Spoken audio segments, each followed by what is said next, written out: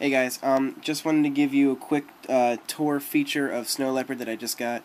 I didn't want to spend too much time on this because I'm sure there's been tons of coverage, so let's get right into it. First new thing is this date in the menu bar. Finally, you can just quickly glance like you did the time up here and get the month and the day. I'll show you how to enable that. Just go into System Preferences, Date and Time, and then Time Zone, Clock, Clock, and then have this show date checked on. That way you don't have to have something like iStat menus, which, by the way, doesn't work in Snow Leopard yet. So now you can do show date in the menu bar. So that's cool. Next thing is expose from the dock. So Safari right now, I actually have a lot of Safari windows. So if I click and hold on Safari, you can see, and I have to click and hold and stay holding. You can see that I have two windows showing. There's actually a line going through here, right? Very cool. And I actually have some options here. I'm still holding onto the mouse, mind you. I'm still holding onto the trackpad. And there's actually, some options I have here. Plus, it's singling this out in this nice, view kind of thing, right? Also, expose using if I use F9, it's going to show all my windows. So, and I can cycle through them. Think I can cycle through them. Yeah. Apparently I can't bring up the preview. Oh yeah, I can. I actually can use Quick Look while still in expose. And I actually, people who are watching this who are PC people probably don't know the use of this until you actually start using it. When you do tons and tons of things and you lose track of all your windows, it's really helpful. And again, I hit spacebar and now I'm just tabbing through everything, right? So these ones down here are ones that are minimized, and these up here are ones that are maximized. I also have one on my other monitor that you can't see, right? So let's get out of that. Okay. Next thing is then there's a new right-click menu. When you right-click the dock, you can see it's kind of got that HUD heads-up display look now instead of the contextual. Like if I right-click over here, you see it's the white and gray. But if I click over here, it's like this dark black and gray. It's kind of cool looking, actually. I really like it. Kind of makes you think about iMovie because that's how they did it. The next thing is, as you can tell, I have Safari windows open, but you can't see them over here. They used to clutter this section. There's a menu option now you can turn on. So go into Dock and choose Minimize Windows into Application Icon. Let's see if I uncheck that. Okay, well, they stay where they are.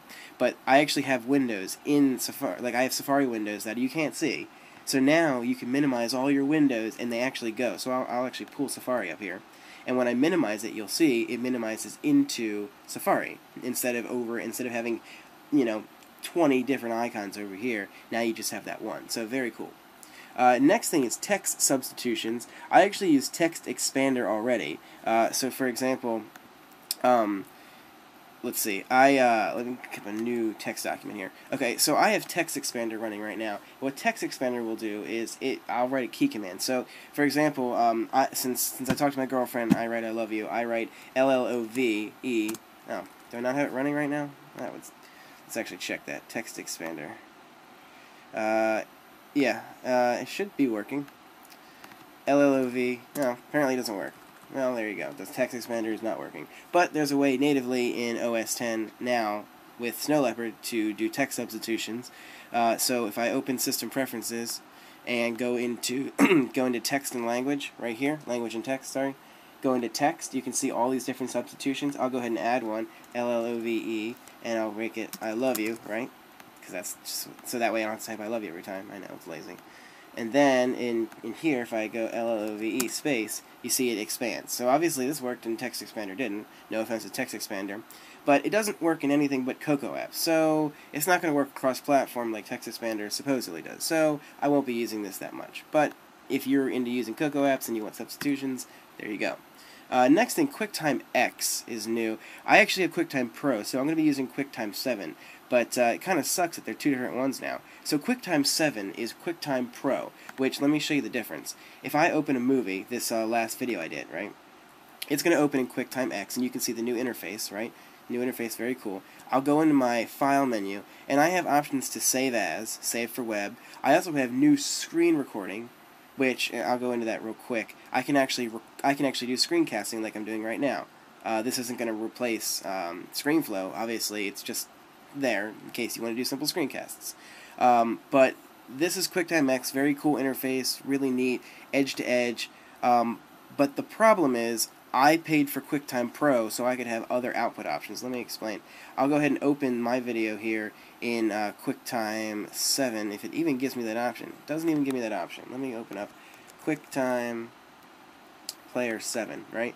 So it opened in QuickTime, the standard player you've had before, but QuickTime Pro gives you an advantage. I have export options that you don't have with QuickTime X. So I'll be using, see, I can convert this video into all kinds of things. You can't do that with QuickTime X. This is what you get. And you can save videos online. When you're streaming videos online, QuickTime 7 is what's used, not QuickTime X.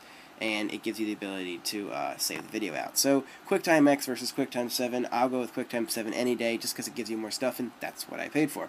Next thing is huge for me. I have an Exchange account at work, and now, finally, I have Exchange. I work at a company called MP3 Car.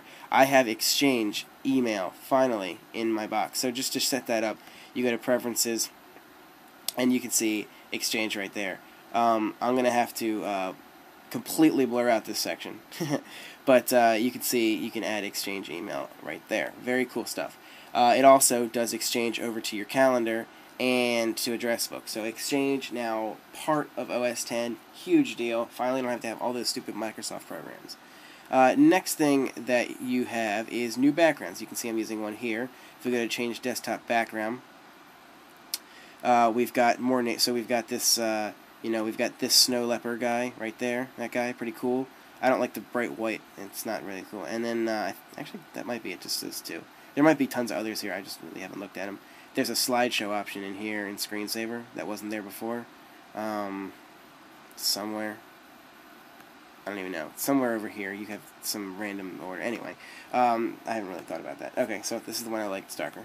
Okay, next thing is the services menu. If you ever use the services menu, I know I never have, but now it's contextual. So let me actually pull up an app here, Safari, and I'll go into services. Hey, Safari. Apparently it is messing up. Services. Yeah, so it says I'm system preferences, no services apply. So it's messing up. Let me pull up the calendar and see.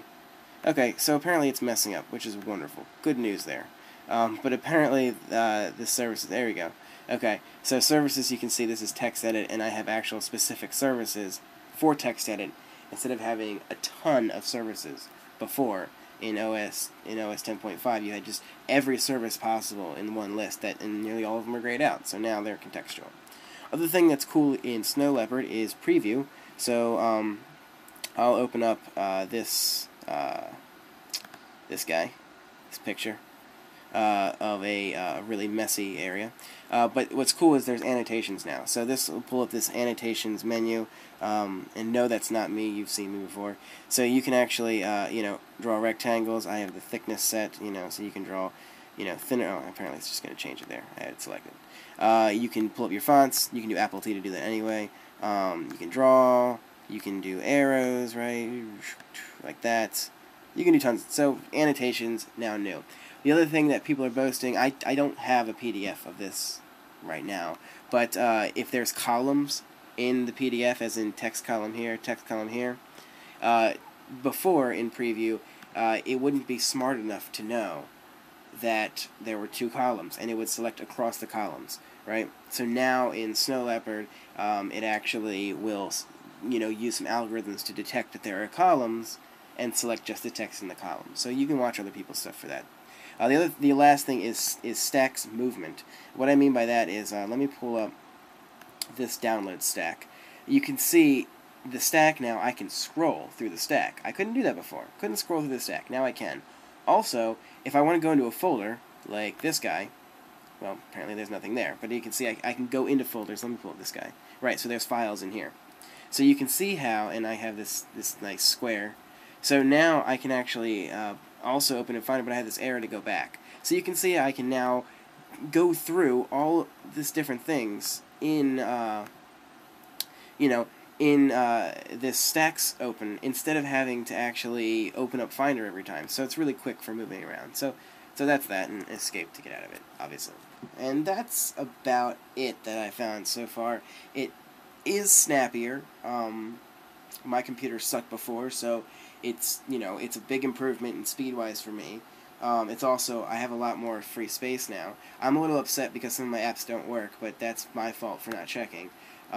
So, you know, you got what you do. I had like 90 gigs free before. I